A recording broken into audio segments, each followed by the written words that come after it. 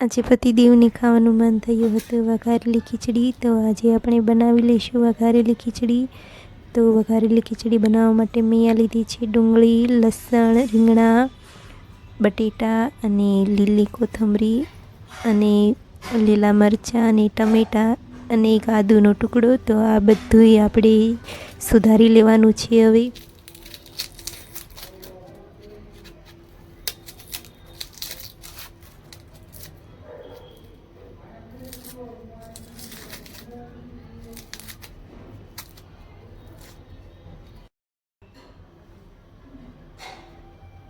બટેટાની આપણે છાલ ઉતારી લેવાની છે. છાલવાળું બટેટું નથી નાખવાનું, કારણ કે હાવ ઝીણું કાપીને નાખવાનું હોય તો છાલ પછી પાછળથી નીકળી ન શકે. એટલે આપણે છાલ ઉતારી અને બટેટાને આ રીતે સાવ ઝીણું કાપી લેવાનું છે.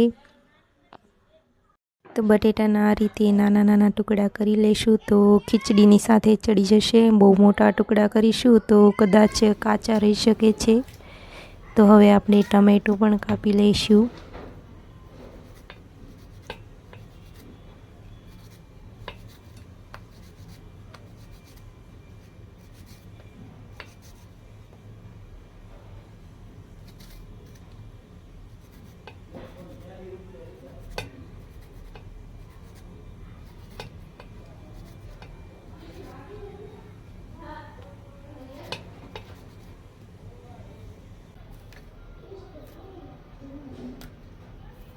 રીંગણાનો પણ આ રીતે આપણે જે ડીટીયાવાળો ભાગ છે તે કાઢી લેવાનો છે. ડીટીયું નથી રહેવા દેવાનું. અને પછી તેના પણ આપણે નાના નાના ટુકડા કરી લેવાના છે.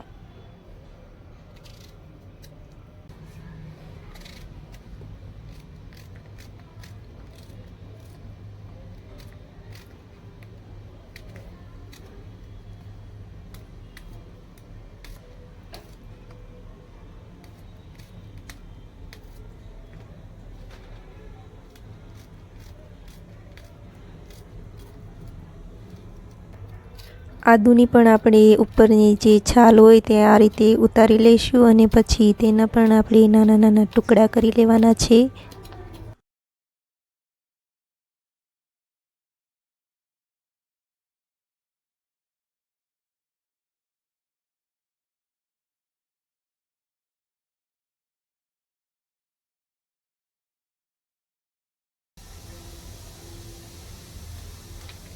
તો હવે આપણે લીલા મરચાંના પણ આ રીતે ટુકડા કરી લેવાના છે. મેં અહીંયા 2 લીલા તીખા મરચાં લીધા છે. તમને તીખું વધારે ભાવતું હોય તો તમારા હિસાબથી તમે મરચાં ઓછા વધુ કરી શકો છો. મેં અહીંયા 2 તીખા મરચાં નાખ્યા છે, કારણ કે ખીચડી જે છે તે તીખી વધારે હોય તો વધારે સારી લાગે છે. તો હવે આપણે લસણની કળીઓને પણ ફોલી લેવાની છે.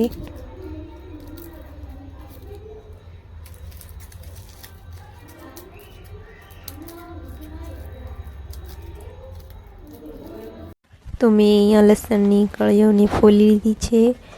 અને આપણે આ લસણની કળીઓ, લીલા મરચાં, આદુ અને કોથમરીની ચટણી બનાવવાની છે. તે માટે આ લીલો મસાલો આપણે લીધો છે. તો હવે આપણે કોથમરીને પણ કાપી લઈશું.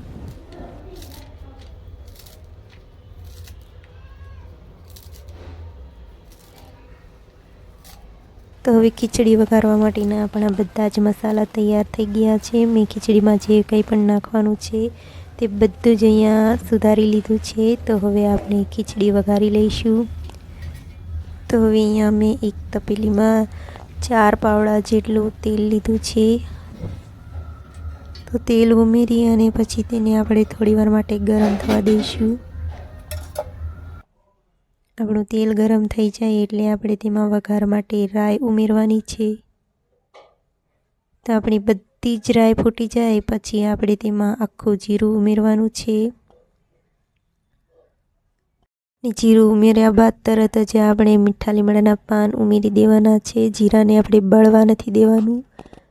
અને હવે પછી આપણે ઝીણી સમારેલી ડુંગળી છે તે ઉમેરી અને પછી તેને સારી રીતે મિક્સ કરી લેવાનું છે.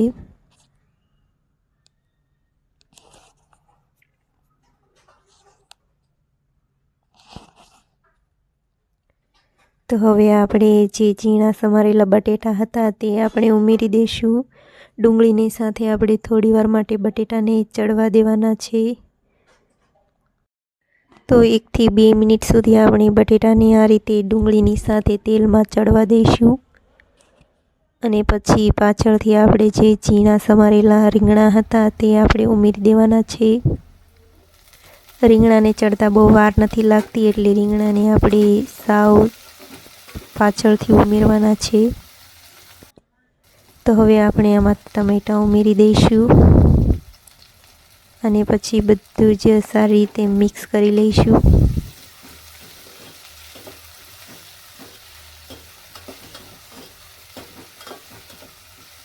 તો હવે આપણે આદુ, લસણ, લીલા મરચાં અને કોથમરીની જે ચટણી બનાવી હતી તે આપણે ઉમેરી દઈશું અને પછી તેને સારી રીતે મિક્સ કરી લઈશું. તો હવે પછી આપણે ઉમેરશું આમાં આપણે સૂકા મસાલા આપણા. તો 1 ચમચી હળદર, 1 ચમચી ધાણા જીરું પાવડર, 1 ચમચી લાલ મરચું પાવડર અને સ્વાદ પ્રમાણે મેં અહીંયા મીઠું પણ ઉમેરી દીધું હતું પહેલાં.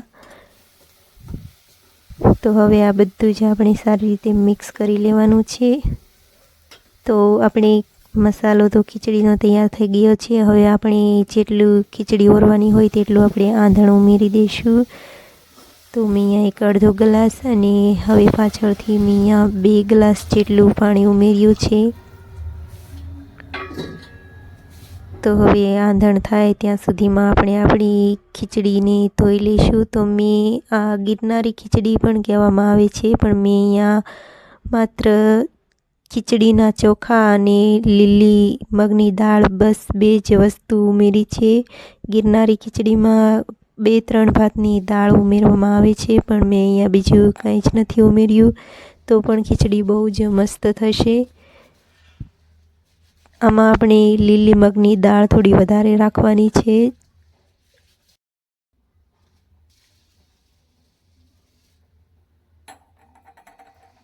તો ખીચડીને મેં અહીંયા 2 વાર પાણીથી સારી રીતે ધોઈ લીધી છે.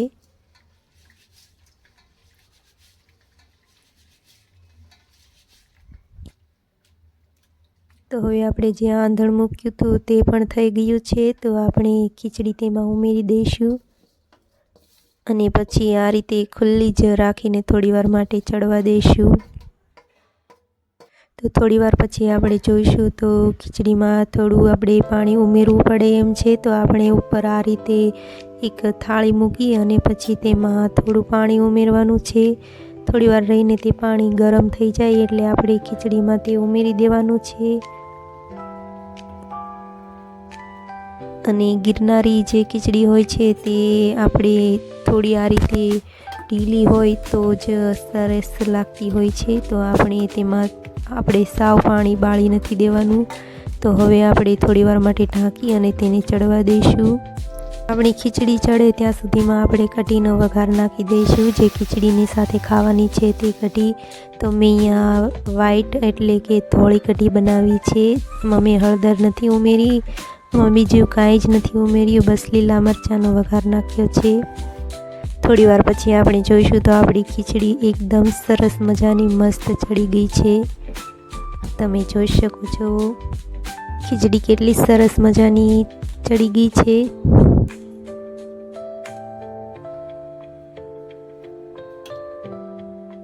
તો તૈયાર છે આપણી વઘારેલી ખીચડી. આજની રેસીપી મારી કેવી લાગી તે મને જરૂર કહેજો.